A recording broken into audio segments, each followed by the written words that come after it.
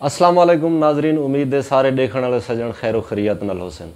नाजरीन, जिमें कि तो पता है सारे मुल्क के शोबे ज़राअत रीढ़ दी हड्डी की ताकत रख दे, मगर कई सालों के लिए सारी रीढ़ दी हड्डी कमज़ोर थी चुकी है।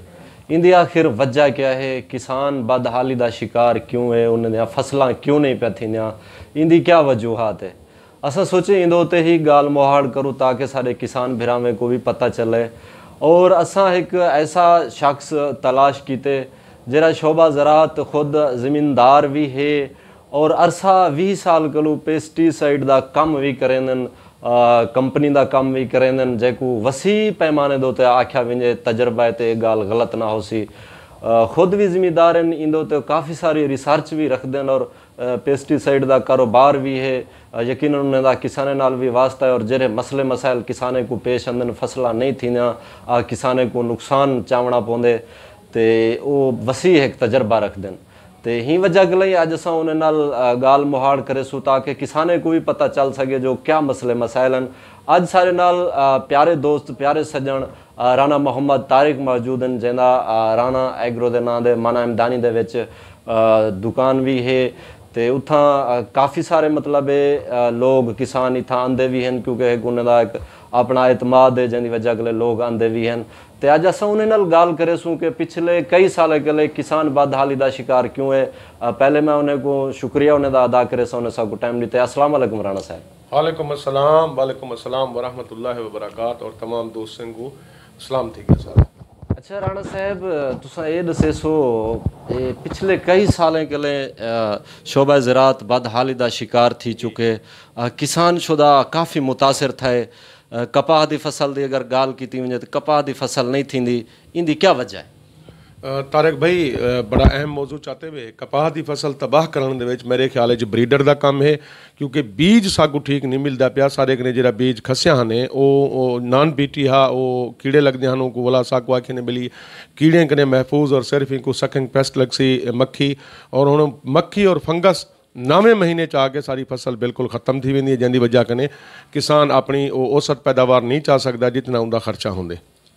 अच्छा, वो किसान को क्या करना चाहिए? अच्छा, जिमें मुतबादिल फसलों भी काश्त थी पैन, अजकल किसान हजरात मिर्च के उत्ते ज़्यादा तवज्जो देने पैन या तंबाकू की फसल है उन्होंने तवज्जो देने पैन, क्या किसाने को करना चाहिए? आखिर कपाह की फसल तो नहीं पी थी सारी इन अल्टरनेट गोलन जिमें हूँ अस चिली ते वाल मिर्च के उत्ते वाल तंबाकू काश्त करने पियूँ, सब्जियात ते वलना चाहिए। तंबाकू हैं, तोरियां हैं, खीरे हैं। असाको अगर साढ़े कने 5 एकड़ या 4 एकड़ ज़मीन है अस 1 एकड़ के टनल ला गिनो, टनल की वसी पैदावार है, गेत आते उनके रेट भी चंगा मिलते।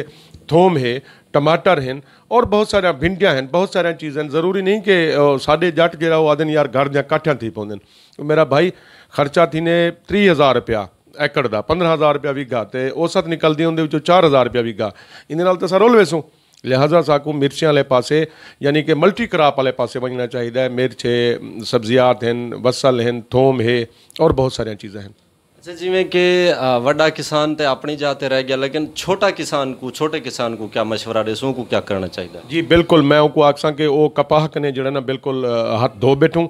कपाह साढ़े इलाके थी कोई नहीं, हूँ को मक्खी की वजह कने, फंगस की वजह कने, बीज की गलत होने की वजह कने और बेशुमार साढ़े मतलब ब्या चीज़ां हैं। असा मतलब कपाह के बाद चावल काश्त कर सकूँ या हूँ मिसाल तंबाकू है, तंबाकू के बाद अस चावल काश्त कर सकूँ या पूरे साल की फसल है मिर्च। और मैं उनको आदा कि अगर वो 5,000 रुपये मन से वजे तो घाटा कोई नहीं, उनकी केयर करूँ। नकदावर सौदा है और हर 15-20 जाड़े तो बाद महीने तो बाद उनकी जी ने चुनाई थी सकती है। पहले 1-2 महीना मुश्किल है तो असाको बी फसलें की तरफ वजना चाहिए। मिसाल सब्जियात हैं, अपना वसल हैं, थोम हैं, मिर्च है, इन्हें चीज़ें तो वजना चाहिए। अच्छा, ये क्या तो तजर्बा भी है, खुद भी तुसा ज़मींदार हो। मिर्च काश्त करन किसान यकीनन काश्त थी भी चुकी है, कुछ करेंदे भी पैन, पनीरी रहाई भी पैन, तो इनका खर्चा घाटे क्या है? इन्हें थोड़ा यहाँ तफसील दसे सो। मिर्च हसास है सी, मिर्च का खर्चा घट भी थी सकते, ज़्यादा कोई नहीं होता। ये हसास है, इनको ज़्यादा लगती है फंगस।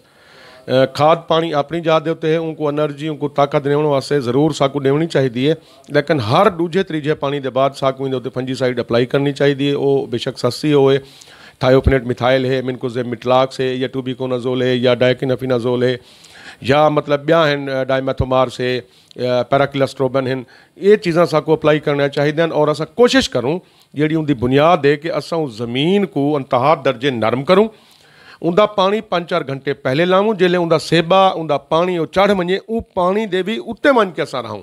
और इनको जटाकी ज़बान मैं दसा, लेकिन क्योंकि असां ऑन एयर हैं तो इनको पेशाब वाली कर पानी लगते, इनको बहुत घट पानी लगते।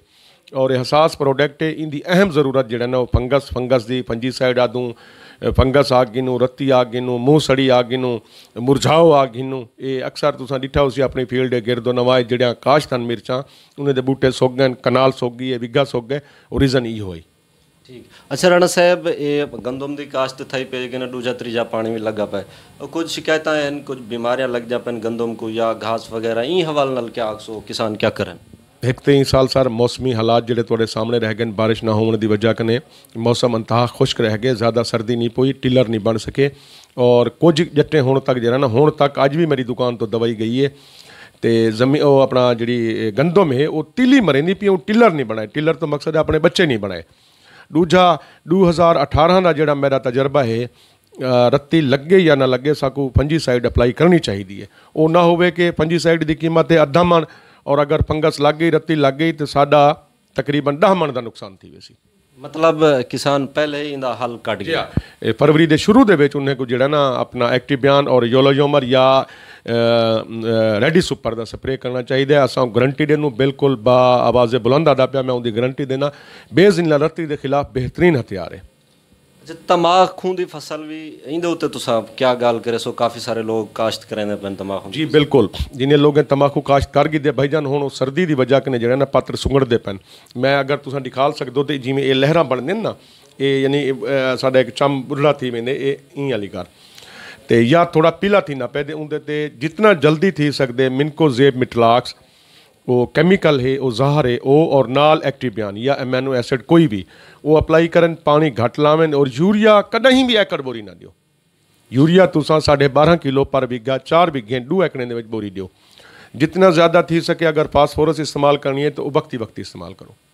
ठीक है। जिमें कि नाजरीन तुसा राणा तारक साहब के सुने वे वो मशवरे देने पैन, लेकिन इन्हें को मुफीद मशवरे आख्या वैसी, क्योंकि काफ़ी सारा वो तजर्बा रखते हैं, 20 साल तो ही फील्ड दे नालो मुंसलिक भी हैं।